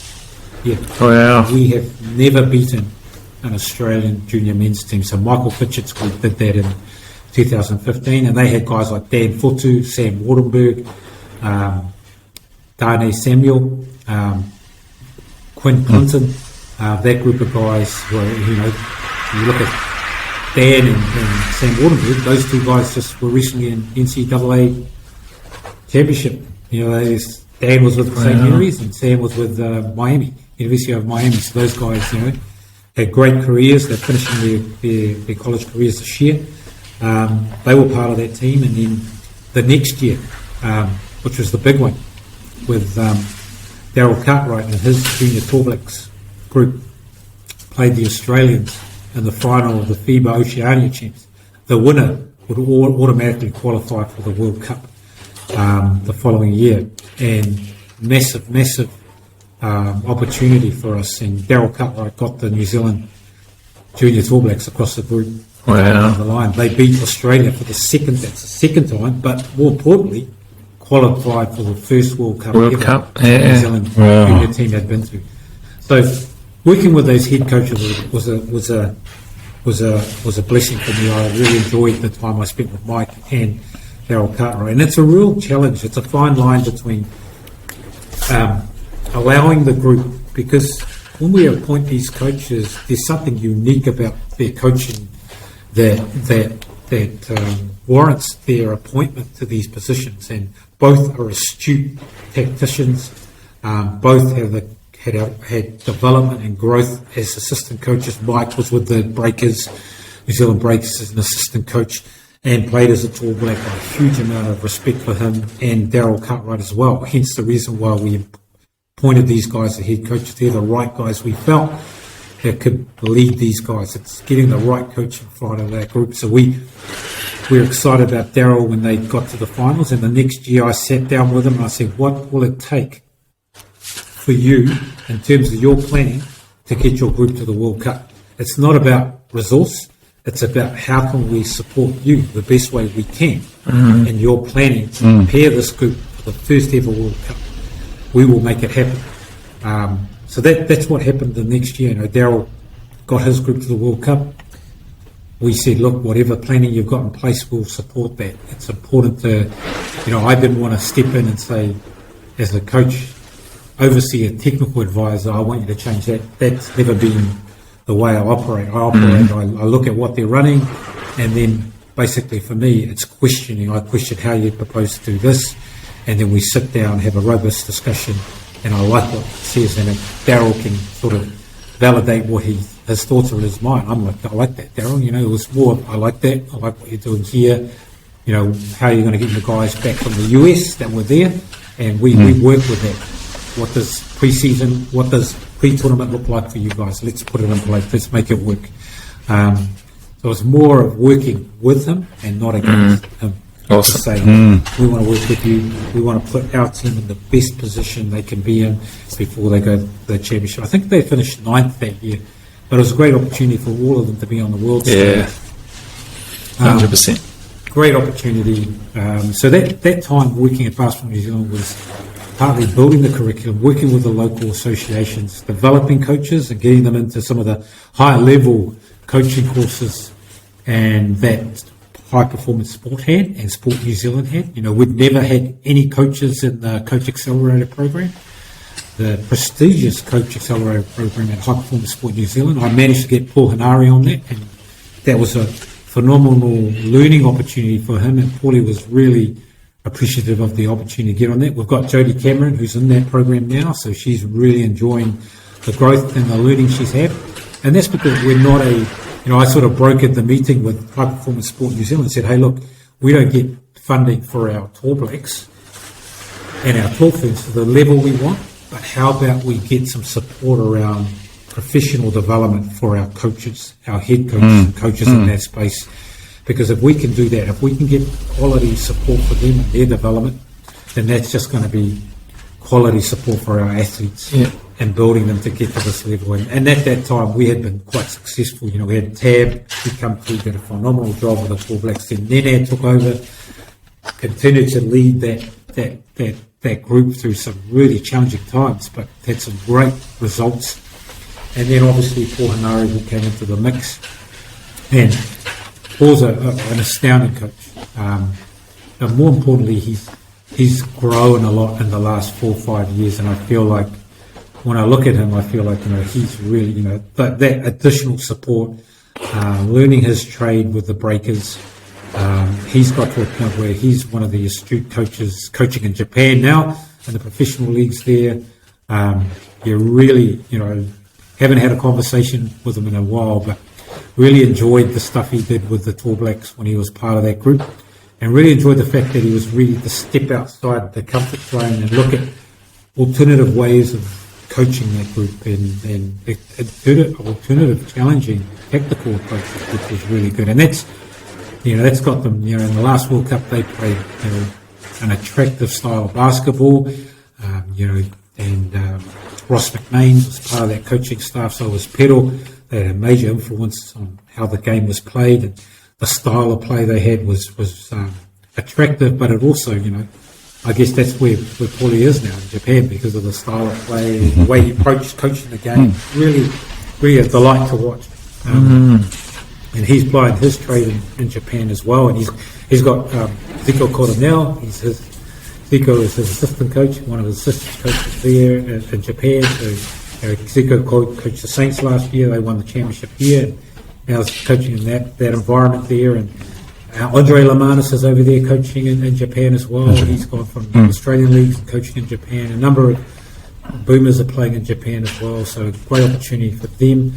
So it was instrumental. It was phenomenal watching Paulie's growth and him develop and lead the Tall Blacks in that great period, and also be part of that Breakers team that was successful, leading them through the golden period of wins that they had with Ben Vickerman, and instrumental in building that culture there.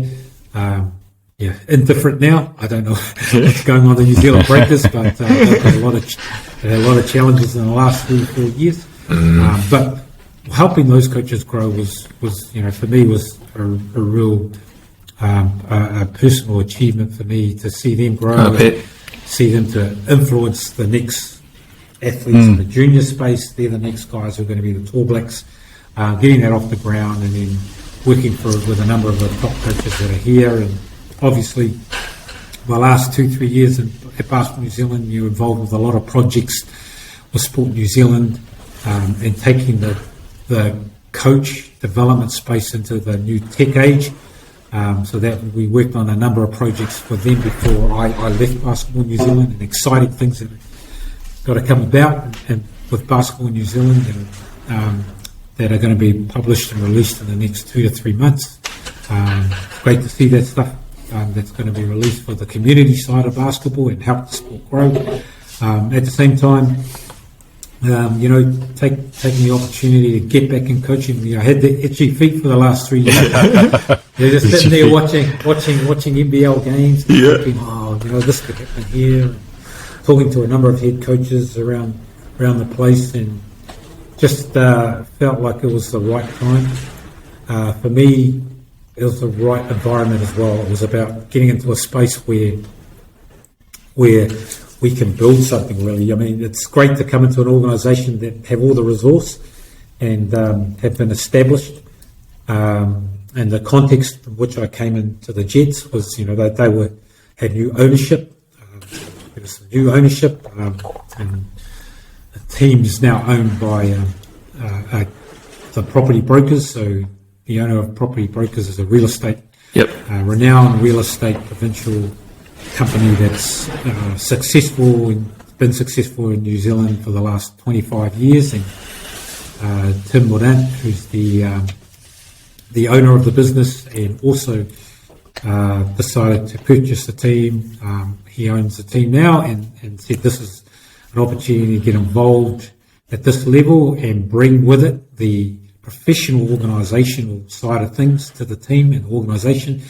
And I had an opportunity to talk to him and some of the board members about being part of this new journey with them. And for a few weeks we had good discussions about what that could look like, expectations, standards, and for me it was about we come in here, we look strategically at where the club could be in 3 or 5 years' time. Hence the reason, I spent the first 3 months just scoping the basketball environment here, the community, talking to lead coaches here, talking to the association, trying to connect with them, trying to partner with them and look at how we can grow the game in the junior space. But also looking at what strategically we can do for this club in the next 3 to 5 years. Part of what we've done is, so I was grateful for the opportunity to be, engaged and employed as the head coach here. So I've been in Palmerston North 3 months since October. Moved my family here, and when we moved here late January, so we've been here nearly a couple of months, and we've enjoyed the provincial life. It's a lot slower than Wellington, and we kind of like that.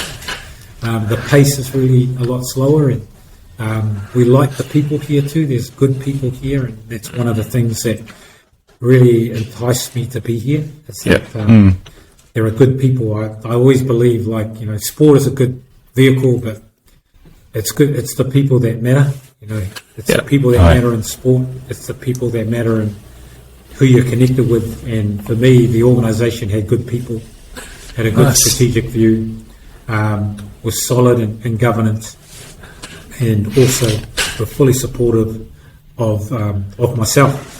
And so, my wife and I have been up here a few times and had met with a number of the key stakeholders and also a number of meetings we felt it was the right place to be. Right place to be, build some real infrastructure around the game. And Coach, this is really powerful, and sorry just to jump in with that, because I think we've got to a place now that my brain is super full, because you've just unlocked a whole bunch of memories of names and events and things that happened over the last. You've just unpacked New Zealand basketball history in the last hour or so that we've had here, and it's just real fascinating to hear that. And if you don't mind, I'd like to just change the tack of the conversation a little bit, and just really dive a little bit deep into, say, some of the philosophies or the underpinnings that made you. Now, when I started off coaching, I was unlike yourself. Like yourself, I got into basketball late, but unlike yourself, I didn't really develop as a player. They can't jump, they can't run, they can't, that sort of thing. But I love to play, and I live for the one moment where you thread the needle in the pass, or you get the swish where it just hangs the net, or something like that. You know what I mean? So I moved into that coaching space with high school and tried to work a little bit wider than that, and this is how we started to connect. I think I started to see you around, and hence why your name is just synonymous to me with Wellington basketball. And I must say that if you were in the space you are now, in terms of how developing your coaches back then, man, I would have loved to connect with you, to feed your ideas and pick your brain, because, like you said, no internet. So it would be the NBA on TV, or the NBL, you go see that, but the NBA, because you would record it on your VCR. And then you rewind, and you just watch, right? And you just go, well, how does his footwork work? And how do you see all the play? And I would do this and rewind stuff, and that's how I would try different things. But you just unlocked a thought for me, which was, and I remember coaching, it was at high school level, and it was a semi-final. We should have won it. We didn't, and I can pinpoint it to the exact moment when I didn't sub a player. I didn't run the substitutes, and it's haunted me ever since. So I'm wondering, Coach, if we go back to that, seeing your development, actually, and to here now, maybe we'll start here. What's your philosophy when we talk coaching? What is your philosophy? Where do you see the game working for Coach Natu? Yeah, for Coach Natu, I think I've always had. You can be a great practice coach. Practice session plans, meticulous, great planner, because when we talk about coaching, we talk about what does planning look like in an annual year or periodization planning. If you're good at that, you're really good at that stuff. And I've learned to be really good at that because of the experiences I've had and the organizations I've had. But then, when coaches ask me, what's the most important thing? I keep saying your ability to be engaged in game coaching. Game coaching and game management is really important. Because as a head coach of an NBL team, I can get my scout coach to cut film for teams, and we can prepare the scout, we can present that to our players. We get on the floor, things change, and they change in real time. Real quickly in real time. As a head coach in the game space, you've got to be ready to make changes that weren't part of your scout instantaneously at that moment, because that moment, the time in a game goes so quickly that you could lose it. Next thing you know, we're into the second quarter, and there is something that can. So you've got to be prepared to have those unplanned moments that weren't planned before the game, and you can say, I got it in my head. And you've got to be constantly thinking about the game. I understand that I've got a way of playing the game, and we've presented our scout. But at times, I don't stick to a rigid rotation thing. I get it's a feel for the game, how the game's going, and knowing who my players are. Then I'm like, great, John, you're in, and John might be thinking, oh, shucks, I don't get into the game this early, but there's something that I see that could happen that I feel like he could add value on the floor as I'm sensing how the game is going. Yeah. And you can only get that feel, with the amount of games you coach. If I can look at it, and I've probably coached over 500 games, and you build that resilience and that knowledge, game in, game out, to the point where you become, I call it instinctive game coaching, where you know straight away, and you've got your assistant coaches here, and they're in your ear, and it's one of the key things with head coaches. I've got 2 assistant coaches who are assisting me this year, and I said to them, I don't want you to be yes men. I don't want you to just say to me, oh yeah, coach, we'll do that. Oh yeah, that's a good idea. I want you to challenge my thinking. And my philosophy, especially in games. That's important to me. I need you guys to do that because that helps me think and process the information real quickly, because I'm really good at doing that, and then saying, great, I've got some ideas here, I can process that, we can move on to this thing. So getting a number of games and just working with different athletes, that builds that bank of knowledge, that bank of game knowledge, the experiences in games. Like sometimes when I coach now, it connects me back to a game I coached 10 years ago, and I'm thinking, we did this. I caught up with a couple of coaches last year, Anthony Corbin, who's used to coach Harbour under 20s, and Alex Stojkovic. So they in 2005 was the 4th championship, under 20 championship we won in a row, but we had to overcome losing 2 games in section play, and then we thought we were out of the tournament, and then we realised the other teams beating each other. We're back in the tournament, so we're in the quarterfinals. So we won the quarterfinals. We come to the semi-finals, and we were playing the junior All Blacks, because everyone at the tournament was saying Harbour are the junior All Blacks. They had Corey Webster, Tom Abercrombie, and they also had, the name eludes me, Marcus Whippy. So they had talented team, talented coaching staff. So, they said to me, you guys beat us by 4. And what were you doing? They asked me the question, what were you doing? I said, well, we threw in a smorgasbord of different defensive looks. And some of the terms will resonate with you, Brian, but I just said we threw in triangle 2, we inverted that, we threw in diamond in 1, we went to zone, we zoned everything when the ball went out of bounds on our side, we did a bit of breast action, we just threw a whole different lot of looks defensively at them. And he said, they thought we were just, he said that it was lolly scramble. Lolly scramble. They were confused, and I said the only way to do this, to beat these guys, was when guys went out, Corey went out, we went to this, when Corey was back in, we went to this, when Tom was in, we went to that. We just really keep mixing things up. And Alex called it junk. He said, you threw in junk defense. And I was like, well, and then when I said to him, we went to 1-3-1, we went to 2-3, we did triangle 2, we did diamond 1, we did press action at times, we just mixed it up. I said, look, we just wanted to continually give the offense a different look. Because when you're in that junior space, it takes time, even though you're a talented player, it takes time for youth players to recognise what are they in, and then they have to. They generally look at the coach, and the coach is starting to think, "Oh, what are they in?" So there was just a scrambling smorgasbord of different stuff, and managed to get us through to the finals. And we played Auckland in the finals, and we started off really slowly, and again, game coaching. Everard Butler, he's our star key player. Everard, I think, missed his first 6 or 7 shots. And then I said, well, we need to sit you.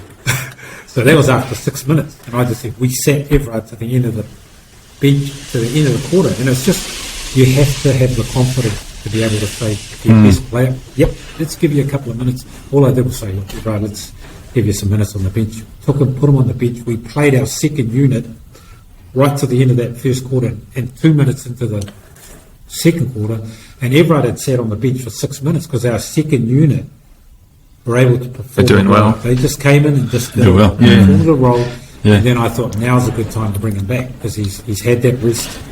And it's not me saying to him, I shoot him. I said, look, we're going to pull you off for a couple of minutes. Let's see how this group goes. You missed your 6th, 7th shots. We'll get you back in as soon as we feel like you've had a time to rest and get your legs underneath you, and we'll get you back in. So we got him back in after, I think, 3 minutes into the second quarter, which was, we played our second unit for 6 minutes. Everard and a couple of other guys who were in our first unit were getting a good breather, and we brought them back in. And it happened in the same, the third quarter, our second unit potentially won the championship for us. And that's when I relate back to being a real good game coaching and understanding the guys you have, understanding what they can do. They're eager to play, so you've got to play a role. I'm not a 7-man rotation guy. I go 8, 9, potentially 10, because there are roles that players can play. Yeah. But that's just through the years of coaching and understanding how games play out in certain scenarios. So being a good practice coach, planning is great, but then getting into the game. That's where it's at. And that's where it starts for me. I just itching to, as soon as that ball's thrown up, seeing how the game plays out in the first 5 minutes, sort of sets it up for the rest of the game and sets your mind ticking in terms of processing information as a head coach and saying, where are we at with our scout? Where are we at offensively, defensively? How are the refs calling the game? All those things impact on your decisions. And also the way you approach your interactions with the referees as well. Sorry, I'm laughing at that one. I think initially, years ago, I used to yell a little bit, and now I'm a bit more refined and a little bit more conservative. I think there are different ways you can get a technical foul, but when I think about it, just swearing at the referee about a call is not going to work. But if you thought about what that kind of language and you just said it in a real subtle way, instead of swearing, ref, yelling at the ref, you just say to the ref, hey ref, can I just have a question? And just say, hey, look, did you think that was a foul? You asked him the question, and it's just it's not overbearing, it's not interfering with their game, and they have a different approach. They're expecting you to yell at them, and you're just a subtle way of approaching that is real easy. I know people management. Yeah, it's understanding referees. Again, you have to understand what the referees are like.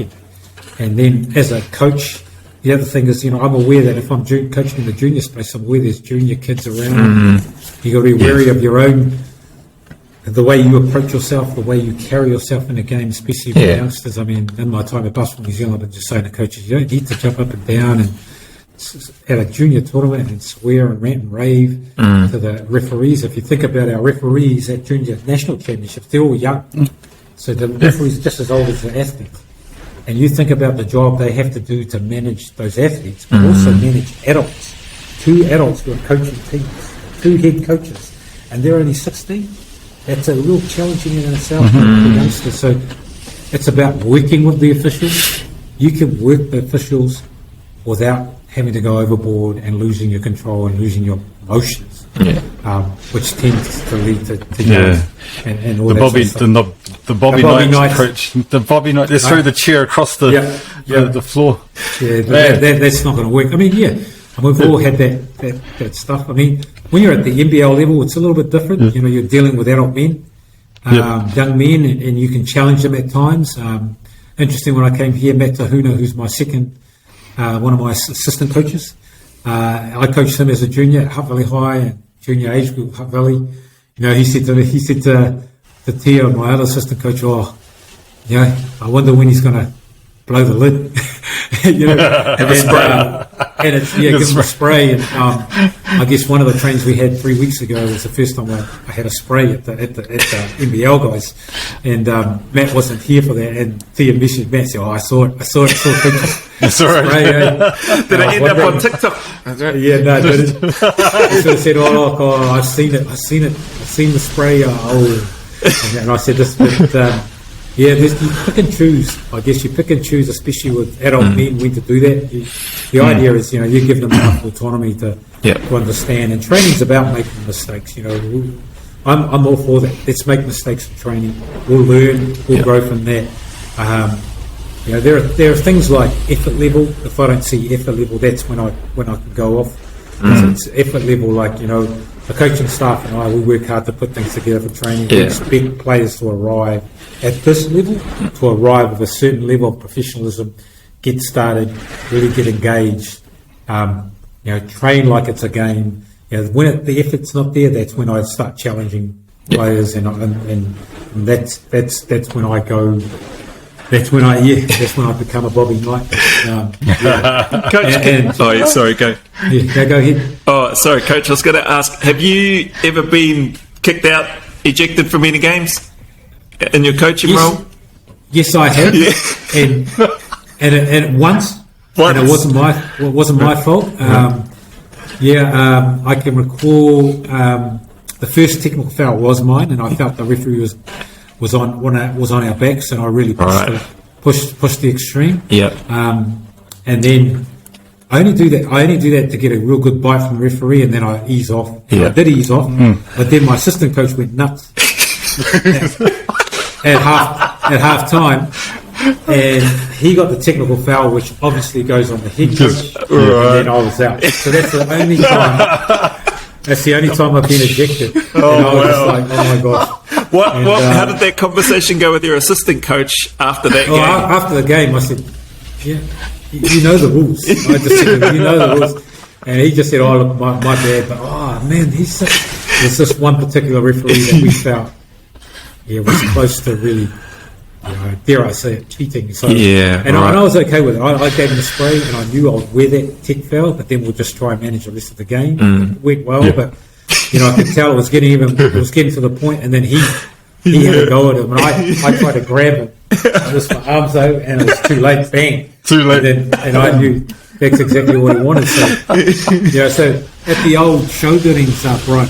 So I walked out the door, and I'm standing outside. But I hooked the door so I could see inside, and I could just see inside and look across, and I'd be texting the manager from where I was standing outside, so just sending messages to the assistant coach. And then one of the top referees here in New Zealand, Melanie Williams, you might know her, Brian. Melanie Williams. She arrived in her car and she goes, "Oh, naughty boy, eh?" Just like, it had nothing to do with me. So yes, I have been ejected. That's the one and only. One and only. Wow. I probably only had less than 5 tech fouls in my whole coaching career. Wow. Yeah, awesome. I feel it's excessive energy. It takes you away from the game. I try and contain my emotions. Sometimes I might even call a timeout, and I'll step out of the timeout for the first 10 seconds before I go into a timeout. So that just allows me to decompress. Nice. Go from red to blue as quickly as I can. And then I come back into the timeout, and then I'm fresh. It means that I don't really, there are often times where I don't really pick at a player. I don't really go at someone. I just, my feedback is usually general feedback on the way we're playing as a group, and also tactical feedback. We might have a guy who turned the ball over once, twice, 3 times, 4 times, and I'll just have a quiet word in his ear and say, hey, look, turnover's getting up there. Thank you so much for listening to this episode. If you enjoyed it, would you mind doing us a favour and letting us know via the comments in our YouTube channel, or by emailing us at either joe@epichpodcast.co.nz or brian@epichpodcast.co.nz. That's EPICH podcast.co.nz. We'd really love to hear from you so that we can continue to strive to deliver content worthy of your time. If you'd like to support us further, we invite you to consider liking and subscribing to us and hitting that notification bell on YouTube so that you can stay up to date with all the latest episodes as they drop. We also invite you to consider following us on Instagram, Facebook and LinkedIn. Just type in Epich Aotearoa. That's Aotearoa. Regardless of your decision, we appreciate your time once again and wish you every success as you continue to work towards creating a better future. Let's go.